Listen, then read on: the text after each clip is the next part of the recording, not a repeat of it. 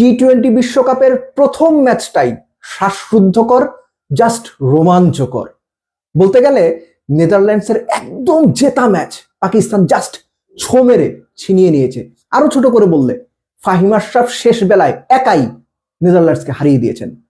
শেষ 2 ওভারে পাকিস্তানের জেতার জন্য দরকার ছিল 29 রান। 19তম ওভারে লোগান ভ্যান বেককে 3টা 6, একটা 4, একটা 2, কত হলো 24। এই 24 রান তুলে ফাহিম আশরাফ নিশ্চিত করেছেন তিনি 11 বলে 29 করে নট আউট।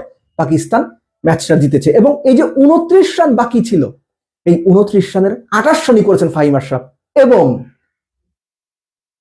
19 ওভার 2 বলের সময় যখন ফাহিম আশরাফের রান 7, তখন তিনি লং অফে ম্যাক্সওয়েল ওদের কাছে একটা ক্যাচ দিয়েছিলেন, সেই ক্যাচ তিনি ধরতে পারেননি। ওই যে সহজ কথায় ক্যাচ মিস, ম্যাচ মিস।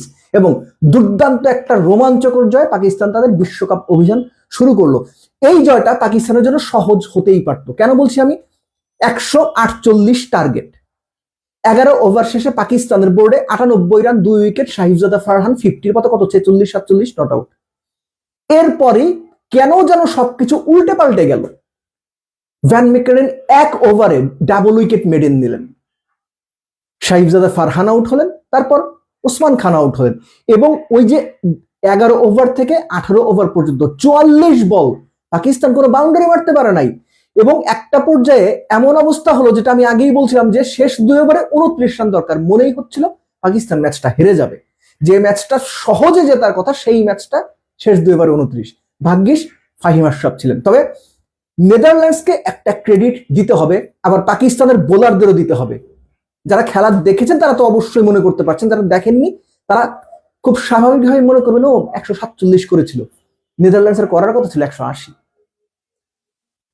নেদারল্যান্ডসের 15 ওভারে রান ছিল 123। প্রথম পাওয়ার প্লেতে 60, মাঝখানের ওভারে আপনার মানে মিডল ওভারে তারা সব মিলে কত 8 ওভারের মধ্যে 72-73 রান তুলেছিল। 6 উইকেট হাতে নিয়ে শেষ 5 ওভারে আপনি 60 রান করতে পারবেন না? করা তো উচিত। ওখানেই হচ্ছে পাকিস্তানের স্পিনারদের ট্রিক। পাকিস্তানি স্পিনাররা 13 ওভার বল করেছেন, 94 রান দিয়েছেন, 6টা উইকেট নিয়েছেন। এবং ইন্টারেস্টিংলি এই যে 15 ওভারের পর থেকে যে সময়টা, এই সময় সাইম আউট জাস্ট 1 ওভার বল করেছেন, 1 ওভারে 2 উইকেট নিয়েছেন। এবং স্পিনাররা যেভাবে, পাকিস্তানের স্পিনাররা যেভাবে নেদারল্যান্ডসকে আটকে দিল, শেষ 24 বলে মাত্র 24 রান তুলতে পেরেছে নেদারল্যান্ডস। এবং এই 24 রান তুলতে গিয়ে তারা 6 উইকেট হারিয়ে অল আউট হয়েছে 1 বল বাকি থাকতে। ফার্স্ট ক্রেডিট গোস টু পাকিস্তানের বোলারদের, কেননা রানটা 170-80 হয়ে গেলে 148-50 চেস করা যেমন 170-80 চেস করা ডেফিনেটলি সেরকম না। এবং নেদারল্যান্ডসের ইনিংস শেষে কমেন্ট্রি বক্স থেকেই বলা হচ্ছিল, সম্ভবত ওয়াসিম আকরাম বা রমিজ রাজা বলছিল যে কমপক্ষে 25-30 রান কম করেছে। এই ক্রেডিট পাকিস্তানের বোলারদের। সো বোলারদের অত চমৎকার পারফরমেন্সের পরে যেটা মনে হচ্ছিল 180 হয়েই যাবে, 170 তো হবেই অনায়াসে, সেখান থেকে 150 এরকম আটকে রাখা, এই ক্রেডিট অবশ্যই পাকিস্তানের স্পিনারদের। কিন্তু পাকিস্তান টিম তো ভাই আনপ্রেডিক্টেবিলিটি থাকতেই হবে, নইলে 98 রান, 2 উইকেট, 54 বলে 50 দরকার, 8 উইকেট হাতে, সেই খেলা আপনি শেষ 2 ওভার 29 পর্যন্ত নিয়ে না গেলে পাকিস্তান টিম কেমন হইলেন।